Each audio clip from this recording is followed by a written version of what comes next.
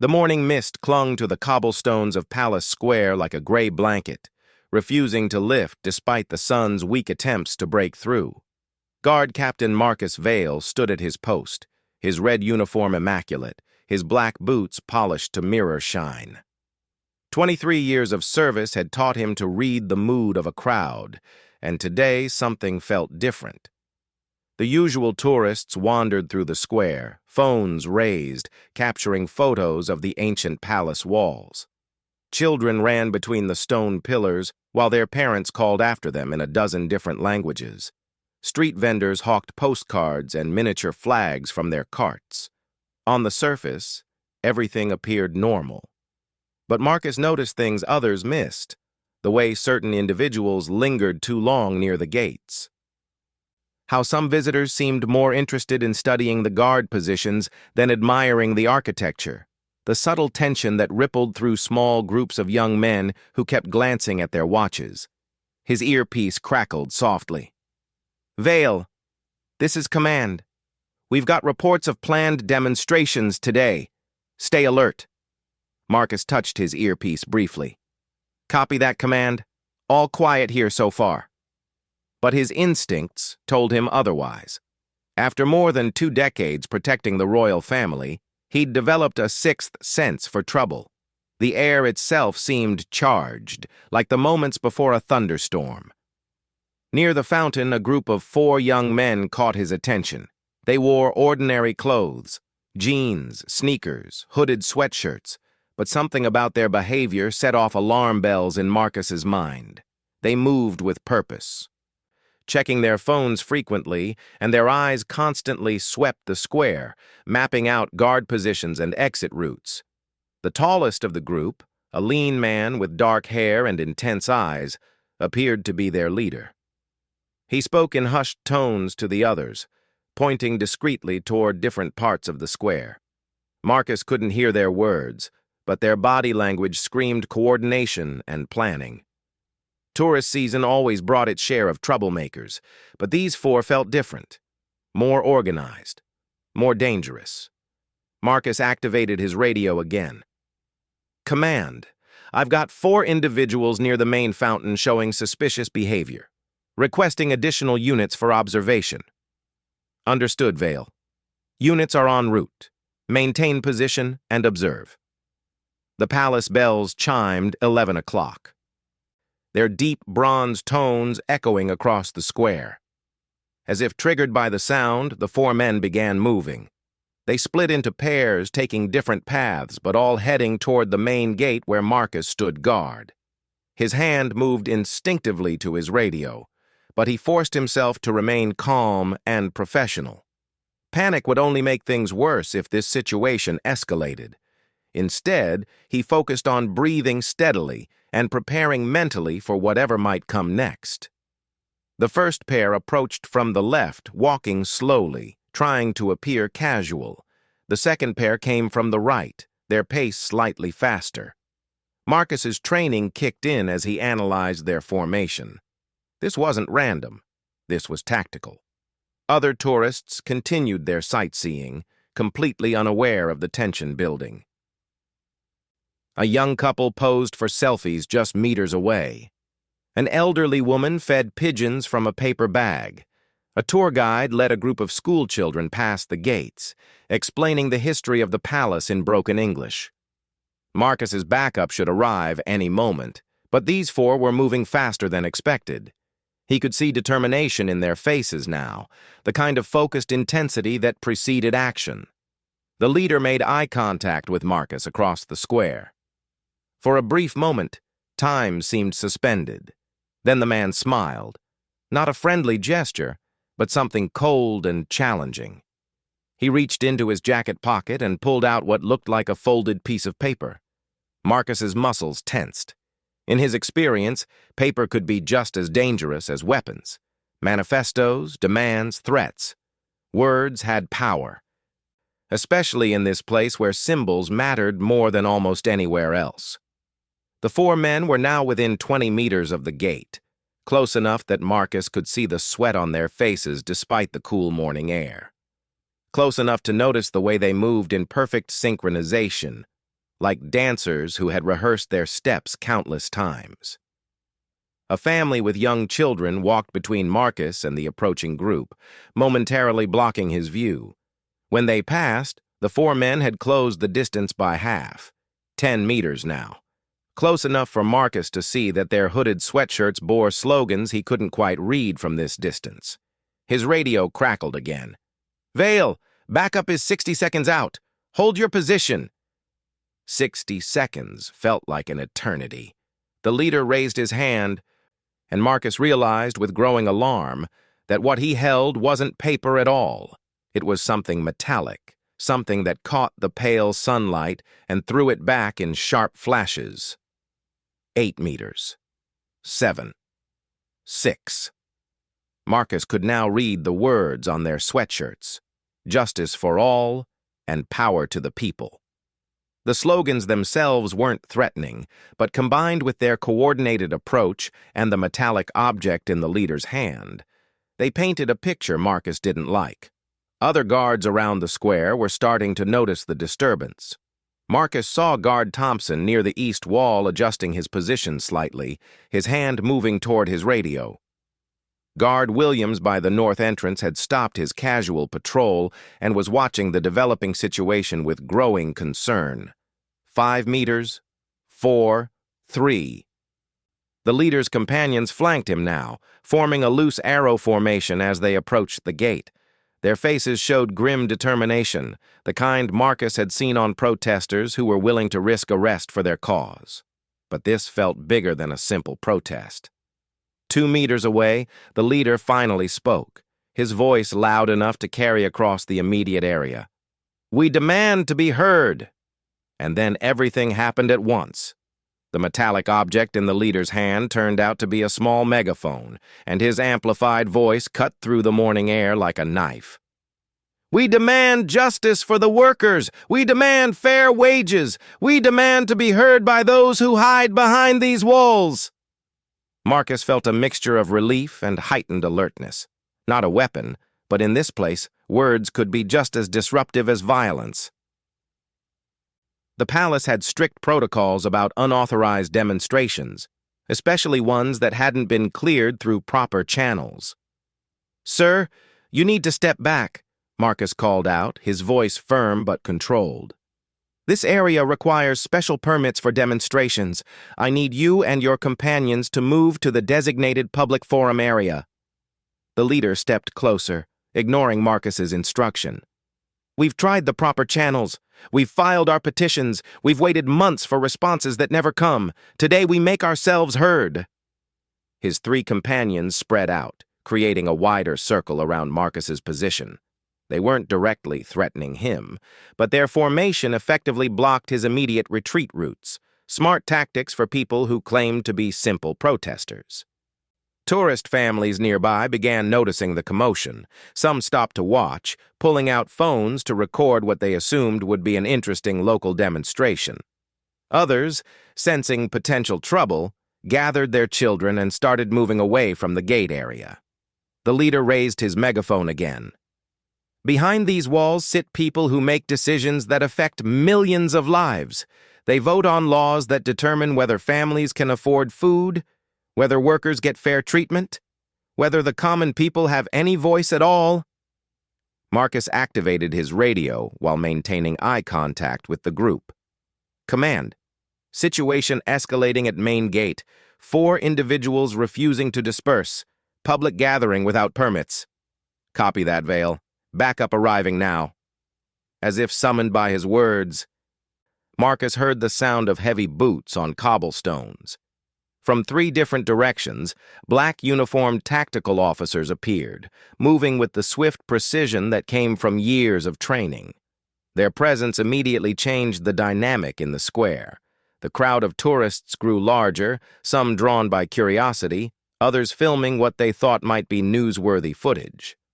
Marcus realized they now had an audience of nearly 50 people, all watching to see how this confrontation would unfold. The leader saw the approaching officers but didn't back down. Instead, he climbed onto the low stone wall that bordered the fountain, giving himself height and better visibility to the growing crowd. "Look around you," he shouted through his megaphone. "Look at how quickly they surround us when we dare to speak truth. How many officers does it take to silence 4 citizens asking for basic fairness?" The tactical officers formed a loose perimeter, their movements coordinated and professional. Their commander, Sergeant Torres, approached Marcus while keeping his eyes on the 4 protesters. "Status report, Guard Vale?" 4 individuals. Organized demonstration without permits. Leader is amplifying their message, drawing crowd attention. No weapons visible, but they're refusing orders to disperse. Torres nodded and activated his own radio. "This is Torres. I need crowd control barriers and additional units for perimeter management. We have a growing audience situation." The leader's voice boomed again. "They call this security, but what are they really protecting? Are they protecting you? The people who work in the shops and restaurants around this square? Are they protecting the students who can barely afford their education? Or are they protecting a system that benefits the few while the many struggle?" Marcus had to admit the man was an effective speaker. Some people in the crowd were nodding in agreement. A few raised their phones higher, making sure to capture every word. The protest was achieving exactly what it intended: maximum visibility and public attention. One of the leader's companions, a young woman with short blonde hair, jumped up on the wall beside him. "My mother worked 3 jobs to pay rent," she called out, her voice carrying clearly without amplification. "She got sick, couldn't work, and now we're losing our home. Where's the justice in that?" The crowd murmured sympathetically. Several people called out expressions of support. Marcus realized this was becoming more complicated than a simple crowd control situation. Torres spoke quietly into his radio. "Command requesting negotiator support. This is evolving into a public sympathy situation." But before Command could respond, the 3rd protester, a middle-aged man with graying temples, made a crucial mistake. He reached quickly into his jacket pocket, and in the context of the tense situation, the movement looked threatening. 2 tactical officers immediately stepped forward, their hands moving to their equipment belts. "Show your hands, slowly." The man froze, his hand still in his pocket, eyes wide with sudden fear. "I was just getting my hands visible now," Torres commanded. The crowd's mood shifted instantly. What had been a sympathetic audience to a peaceful protest suddenly became witnesses to what looked like potential violence. People started backing away, some shouting warnings to the protesters. The leader on the wall raised his hands, megaphone still clutched in one. "He's reaching for papers, just documents. We're not armed." Marcus stepped forward, using his experience to defuse the situation. "Sir, please remove your hand from your pocket very slowly and show us what you're holding." The man complied, pulling out a folded stack of papers. "It's our petition," he said, his voice shaky. "Signatures from workers across the city. We wanted to present it formally." Torres examined the papers without taking them, confirming they posed no threat. He nodded to his officers, who relaxed slightly but maintained their positions. But the damage was done. The moment of tension had been captured on dozens of phones. The crowd was now buzzing with nervous energy, torn between supporting the protesters' message and concern about the escalating security response. The 4th protester, who had remained silent until now, finally spoke up. "This is exactly what we're talking about," he called out to the crowd. "Look how quickly peaceful citizens become suspected criminals when we ask uncomfortable questions." More officers arrived, creating an increasingly visible security presence around the square. What had started as 4 people with a simple message was now a major incident, requiring significant resources to manage. The leader looked around at the growing number of uniformed officers, the crowd of onlookers, the phones recording every moment. A satisfied smile crossed his face. "Mission accomplished," he said quietly to his companions, though his words carried clearly to Marcus and the other nearby officers. This hadn't been a spontaneous protest at all. It had been carefully planned to create exactly this type of response, this level of attention, this kind of dramatic footage that would soon be spreading across social media and news networks. Torres stepped closer to the wall where two protesters still stood. "You have 5 seconds to come down voluntarily, or you will be removed." The crowd held its breath, phones still recording, waiting to see how this confrontation would end. The leader looked directly into the nearest phone camera and spoke with calm deliberation. "We came here peacefully to present a petition signed by 3,000 working families. Watch what happens to citizens who try to use their constitutional right to petition their government." He handed his megaphone to the young woman beside him, then slowly climbed down from the wall with his hands visible. His 3 companions followed his example, moving with deliberate care to avoid any actions that might be misinterpreted. Torres stepped forward with plastic zip-tie restraints. "You're being detained for violation of public assembly ordinances and failure to comply with lawful orders to disperse." As the first restraints were applied, the crowd's reaction was mixed. Some people booed the officers, calling out, "Let them speak," and "This is wrong." Others remained silent, understanding that laws had been broken regardless of the protesters' intentions. Marcus watched the faces in the crowd as the 4 individuals were carefully searched and secured. The protest had achieved its goal perfectly: maximum dramatic impact with minimal actual risk. These weren't random troublemakers. They were skilled activists who understood exactly how to create a compelling narrative. The young woman who had spoken about her mother looked directly at a news camera that had arrived during the commotion. "My name is Sarah Chen, and I'm a nursing student at City University. The petition we tried to deliver today contains stories like mine from families all across this city. People who work hard but can't afford basic necessities while others live in luxury behind these walls." Even while being detained, she was still working the media angle. Marcus had to admire their professionalism, even as he disagreed with their methods. Torres completed the detention procedures and activated his radio. "Command. 4 individuals secured, requesting transport for processing. Crowd situation stable, but ongoing." Detective Inspector Kate Morrison arrived just as the transport van pulled up to the square. She was dressed in civilian clothes, but her badge was clearly visible, and she moved with the confident authority of someone accustomed to handling sensitive situations. "Sergeant Torres, I'll be taking over the investigation from here," she announced. "This incident may have larger implications than a simple protest violation." She approached the detained protesters, studying each face carefully. "Interesting choice of timing and location," she said to the leader. "The palace receives hundreds of petitions every year through proper channels. Why choose today? Why choose this method?" The leader met her gaze steadily. "Because proper channels have failed.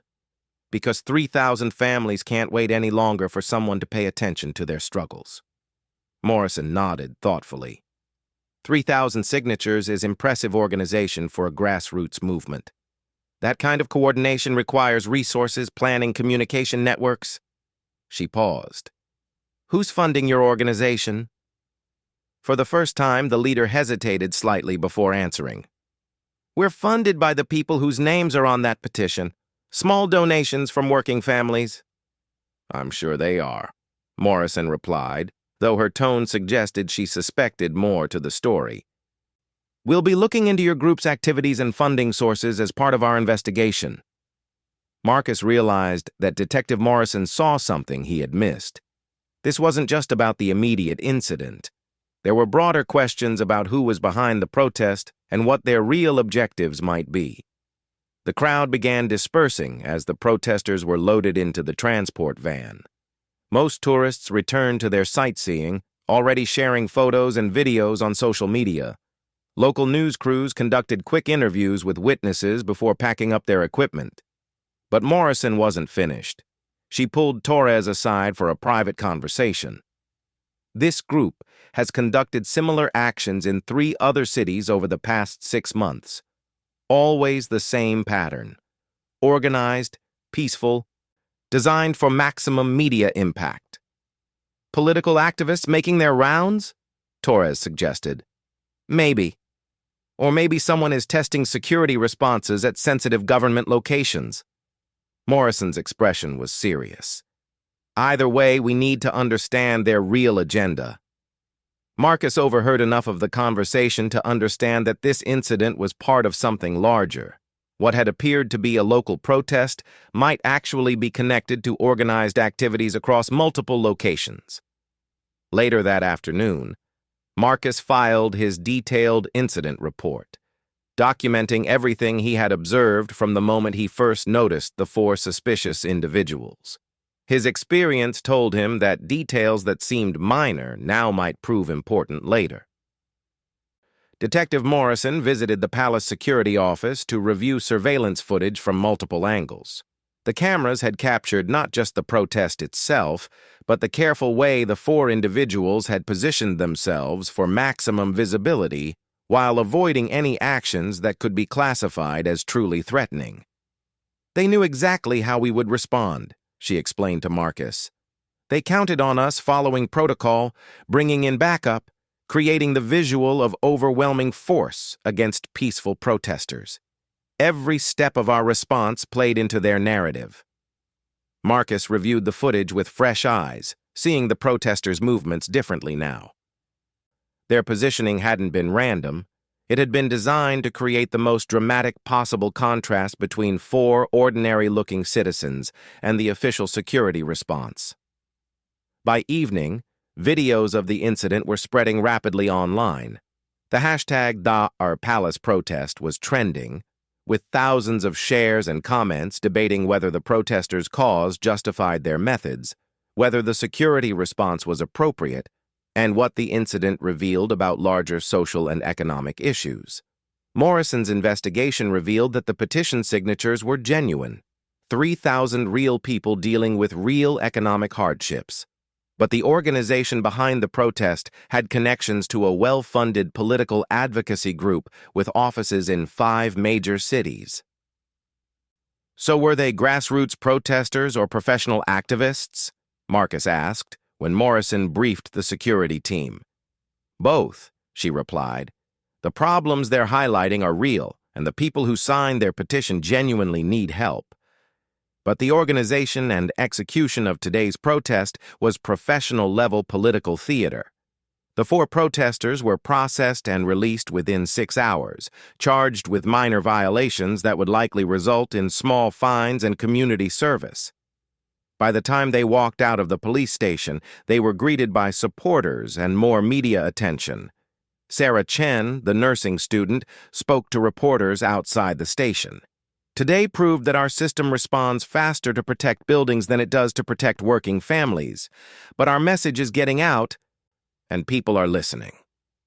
The incident report eventually reached palace administration, where officials debated policy changes that might prevent similar situations while respecting legitimate rights to petition and peaceful assembly.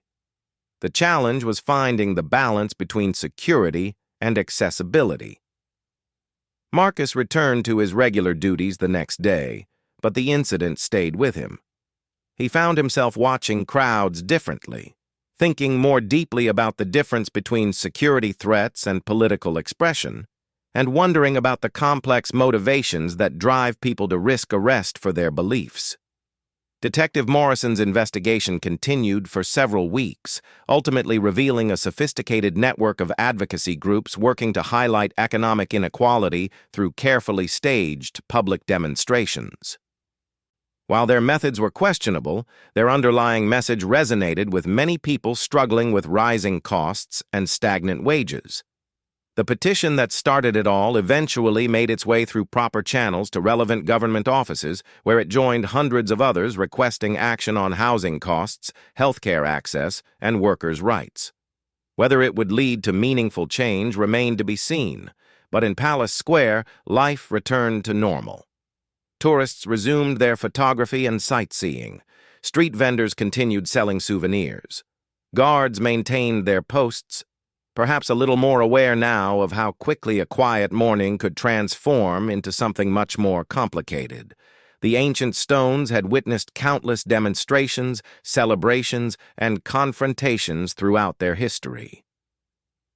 This latest incident would become just another story in the ongoing tension between authority and dissent, between security and freedom, between those who govern and those who demand to be heard.